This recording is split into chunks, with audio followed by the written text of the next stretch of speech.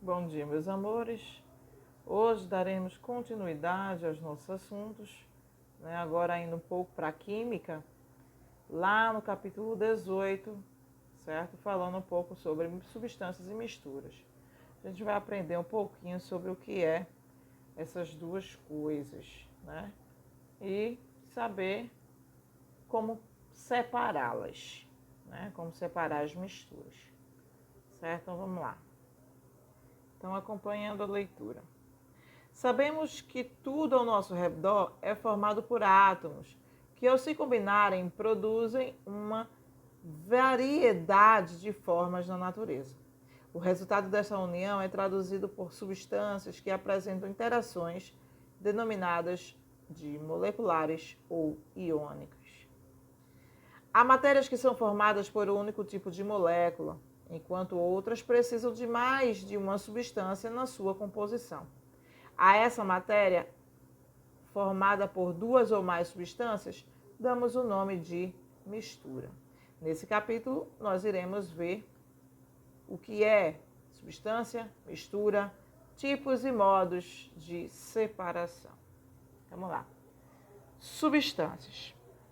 Uma substância corresponde a uma porção de matéria que apresenta todas as propriedades definidas e determinadas. Dizemos que quando uma substância é formada unicamente por moléculas quimicamente semelhantes, é denominada de substância pura. Então, dessa forma, consideramos que as substâncias puras são formadas por um único tipo de molécula. No caso dos compostos iônicos, a substância pura será determinada por apresentar apenas uma espécie de agregado iônico. Exemplo: água pura é formada por uma molécula do mesmo tipo, compostas por dois elementos químicos, unindo um átomo de oxigênio mais dois átomos de hidrogênio, como é ilustrado a seguir. Eis aqui a bolinha vermelha, então aqui é o oxigênio, unido a dois átomos de hidrogênio. Logo, a molécula da água, ela é H2O, ou seja, dois hidrogênios e um oxigênio. Certo? Vamos lá. Então, continuando um pouco sobre substâncias puras, elas podem apresentar um conjunto de propriedades químicas e físicas definidas e constantes na mesma condição de temperatura e pressão. Não existem duas substâncias na nossa natureza que apresentem entre si todas as propriedades iguais. Podem ser parecidas, mas iguais nunca. Chamamos de propriedade química aquelas relacionadas às transformações químicas, existindo então uma formação de uma nova substância a partir daquela que se existia inicialmente. Então, o que acontece? Um exemplo prático é quando eu tenho o gás nitrogênio combinando com o gás hidrogênio. Quando misturo os dois, apresentado por através de uma reação de síntese, ou seja, de união, né, de adição, isso aqui vocês vão entender um pouco mais lá no terceiro ano, né? Vai ser formado então a amônia, tá bom? Ou seja, N2, né, que é o gás nitrogênio, mais o gás hidrogênio, que é o H2, vai ser produzido a amônia, NH3. Já as propriedades físicas estão relacionadas com as características que cada substância pode apresentar, ou seja, ela é específica de cada material. Estas propriedades podem ser determinadas e medidas sem alterar a composição química de uma substância pura. As principais são temperatura de fusão, de ebulição, condutividade térmica, elétrica, densidade, solubilidade, dureza, enfim. Algumas a gente pode perceber a sua relação com a transformação física da matéria, aquilo que a gente viu lá em outras unidades, né? Logo lá no início do ano, enquanto a gente ainda estava em sala, né? Aquele processo de estado físico da matéria, né? Sólido, líquido e gasoso, certo? Então, a partir disso, nós iremos classificar as substâncias em simples ou composta. Substância simples é aquela que é formada por mais de um átomo, né? Ou por um único, ou por mais de um. Ela é mesmo elemento químico, tá? E isso é chamado de substância simples. Simples por quê? Porque só tem um elemento químico, né? Exemplo, o gás nitrogênio é formado somente por N, por nitrogênio. Tem duas moléculas, mas só é nitrogênio. Gás ozônio, gás oxigênio, do mesmo jeito, só tem oxigênio. Por mais que tenha a quantidade, né? Tem 2, 3, enfim, mas é tudo de um único elemento químico. Então, assim, a gente chama de substância simples. Já a substância composta, já diz o nome, ela é composta, ela é formada por 2 ou mais elementos químicos diferentes, né? Exemplo, água. Água tem hidrogênio e oxigênio. Então, tem 2 elementos químicos diferentes. Logo, é uma substância composta. Gás carbônico, né? O que nós expiramos, né? CO2. Tem o C, que é o carbono, e o O, que é o oxigênio. Logo, independente de suas quantidades, eu tenho 2 elementos químicos diferentes. Então, o que acontece? Substância composta. Sal de cozinha, né? Cloreto de sódio. Sal. O cloreto de sódio ele é formado por sódio, né? Que é o Na, e o cloro, que é o Cl. Ou seja, a maioria das coisas é tudo composto, tá? A maioria das coisas. Mas existem muitas substâncias simples. Lembrando que substância simples é aquela que tem somente um elemento químico. Substância composta, mais de um elemento químico. Misturas são essas formadas por 2 ou mais substâncias, né? Por mais que seja pura, simples ou composta. O importante é que tenha mais de uma substância, certo? Só que cada substância, nesse caso, é chamada de componente, certo? Mas a união de mais, a partir de 2 substâncias, é chamado de mistura.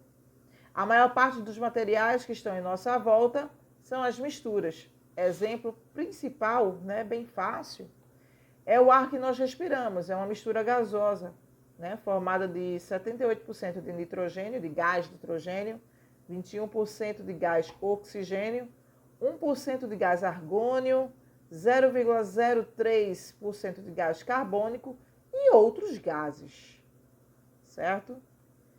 A ouro quilate, ouro 18 quilates, é uma mistura sólida de ouro, prata, cobre, enfim.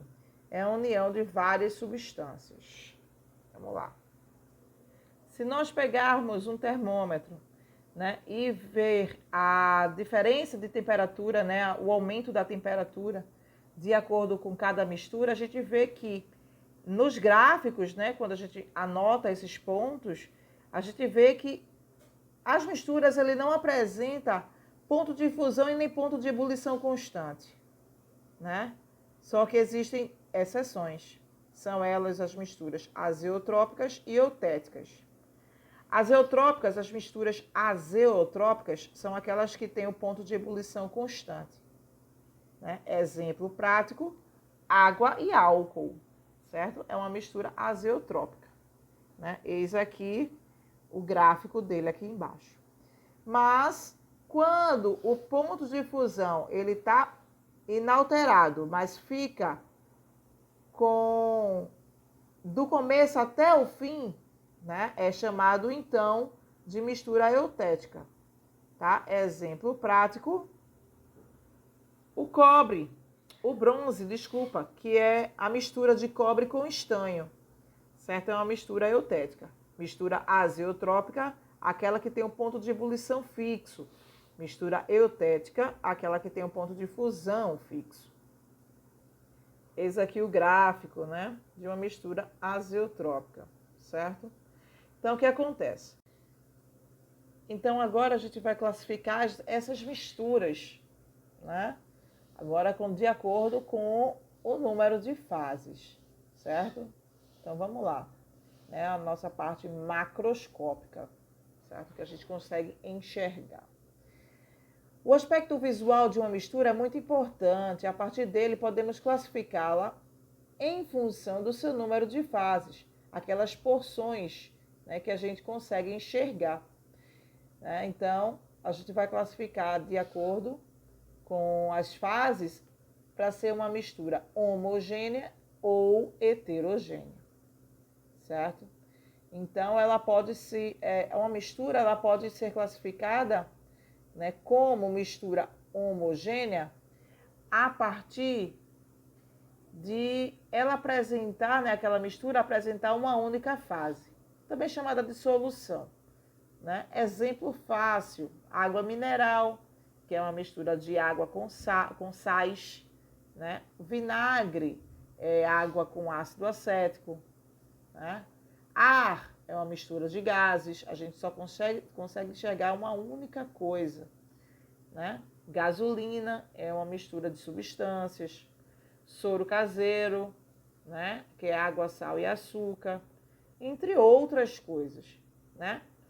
Se a gente fazer uma mistura e enxergar uma única coisa, eis aí uma mistura homogênea. Já se apresentar mais de uma fase, ou seja, mais de uma parte a gente conseguir enxergar, ela vai ser chamada de mistura heterogênea, certo? Ela tem que apresentar pelo menos duas fases. Então vamos lá, exemplos: água e óleo, né? Água e óleo, areia com pó de madeira, água e gás, né? Várias outras coisas. Então vamos lá. Eis aqui, ó, uma mistura tanto homogênea quanto heterogênea. Como assim? Essa parte de baixo, né? Essa parte vermelhinha é o quê? Ela possui dois componentes. Eu fiz uma mistura de duas substâncias. Quer dizer, na verdade, três, tá? Que é aqui embaixo tem água, álcool e anilina, corante. Né? Então, eu tenho três componentes, mas uma única fase nessa parte de baixo daqui, nessa parte vermelha, tá? Então, o que acontece? A água se mistura com o álcool, né? O álcool se dissolve na água, e a anilina também. Então, só consigo fazer a visualização dessa cor vermelha, né? Desse líquido vermelho. Então, eis aqui uma mistura homogênea. Mas, quando eu misturei aqui, ó, nessa parte, com essa parte de cima, que é óleo, né? Eu apresento agora duas fases. Essa fase oleosa e essa fase vermelha. Quando eu vejo aqui nessa situação essas minhas duas fases, então eu chamo essa mistura de mistura heterogênea. Dani, mas mesmo eu misturando, olha aí, não, você tem que esperar um pouco, ó. Espera um pouquinho que ela vai fazer a separação, certo? Água e óleo nunca vão se misturar, certo? Porque são dois líquidos immiscíveis. Eles possuem ponto de densidade, lembrei? Densidade diferente, né? E outra característica que é a polaridade, certo? Mas que essa não vem ao caso. Mas aqui, como possui densidades bastante diferentes, então elas não são miscíveis, ou seja, não conseguem ser misturadas. Então são chamadas de líquidos immiscíveis. Não podem ser misturados. Na maioria das coisas, né, que a gente encontra na nossa vida, a gente consegue fazer uma mistura, né? Quando você vai preparar um bolo, né? Você mistura trigo, mistura ovos, leite, açúcar, né? Manteiga, várias coisas, né? Você faz aquela massa, né? Bem homogênea, quando você consegue enxergar somente uma coisa, né? Mas o que acontece? Existem casos que a gente tem que fazer também a separação, né? Para facilitar a nossa vida, né? Então, eis aqui, eu vou falar um pouco sobre alguns processos de separação de mistura, certo? Então, vamos lá. Filtração, né? Separa misturas heterogêneas, sólidos e líquidos, certo? Um processo fácil, eu tenho o aspirador de pó, né? Que ele faz aquela sucção e tira o pó daquela madeira, vamos supor, né? O coador de café, o café em si é uma mistura, né, de água com pó, então a gente faz através do coador, né, uma coação, a gente faz uma filtração, né? É o mesmo processo, coação e filtração. Então a gente tira o pó daquela água, né? Aquela água com pigmento, né? É um processo de filtração, tá? Então existem outros tipos de filtração, né? Filtração a vácuo, que são para coisas mais misturadas, interagidos com um com o outro, certo? Então vamos lá, outro processo. Decantação. Decantação é um processo também que é utilizado para separar uma mistura heterogênea também, sólido de um líquido. Um exemplo fácil é quando você pega água com barro, né? Você espera, como o pessoal do interior fala, espera assentar o barro, né? Aquilo é um processo de decantação. A gente espera, no nome certo não é assentar, e sim decantar, tá? O processo de água e óleo é um processo de decantação. A gente espera, né? A gente mistura, então a gente espera, no caso aqui eu não misturei, a gente espera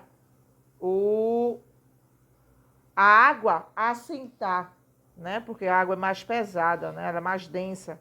Então a água decanta, isso é a palavra certa. Decanta e a gente consegue fazer então a separação dos dois, da água e do óleo, certo? Existem também vários outros tipos de decantação, tá? Se entender. Um outro processo, né, é a destilação, né? É um processo de separação de misturas homogêneas, tá? De líquidos miscíveis. Exemplo, água e álcool, né? Para você fazer uma bebida, né? Tem aquelas bebidas que são tanto destilada, né? Tridestilada, né? Que são as vodkas. O que acontece? Eles passam por um processo de destilação, de separação do álcool e da água, certo? Então, o que acontece? Existem dois tipos de destilação, que é o processo simples e o processo fracionado, né? Esse aqui, tá? O processo simples, né, posso fazer uma mistura de água e sal, né, que tenha ponto de ebulição, duas substâncias de ponto de ebulição diferente, certo? Mas, Dani, sal é sólido, mas vamos supor que seja uma água salgada, tá? Água salgada com água normal. Então, eu tenho dois líquidos, né? Então, vai fazer a mistura. Primeiro vai sair a água e o sal fica retido no balão, certo? Aqui é um processo, aqui esse vidro aqui, essa vidraria chamada de condensador, que ele vai esfriar, fazendo com que condense a água. Que ela vai sair aqui, ó, que é uma chama, né? Então vai esquentar esse balão, a água vai sair, vai entrar por esse caninho, né, que é a condensadora, e vai fazer com que, já diz o nome, condensar a água, ou seja, fazer com que a água volte a ser líquida. Voltando a ser líquida, ela pinga aqui nesse balão, né? Nesse erlemeia. Aqui é um processo de destilação fracionada, tá? Que é o processo mais utilizado, é bem parecido com esse, bem parecido, não é praticamente igual, só que aqui eu posso fazer com água e álcool, tá? Aqui são processos com ponto de ebulição mais próximos, certo? Outro processo também são esses daqui, ó, que a gente encontra em indústrias. Aqui é o processo de craqueamento, né? São colunas para fazer a destilação do petróleo, né? A partir dele que você tem gasolina, querosene, gás de cozinha, piche, entre outras coisas, certo? Aqui a torre de fracionamento, né? O processo de craqueamento, tá bom? Então, aqui eu falei sobre alguns processos, certo? Mas existem vários outros, ok? Então, vocês fazem o exercício de casa aqui da página 201 até a página 203, só ciências e reflexão, tá bom? Então, ó, espero que vocês tenham entendido. Beijão para vocês e até o próximo vídeo.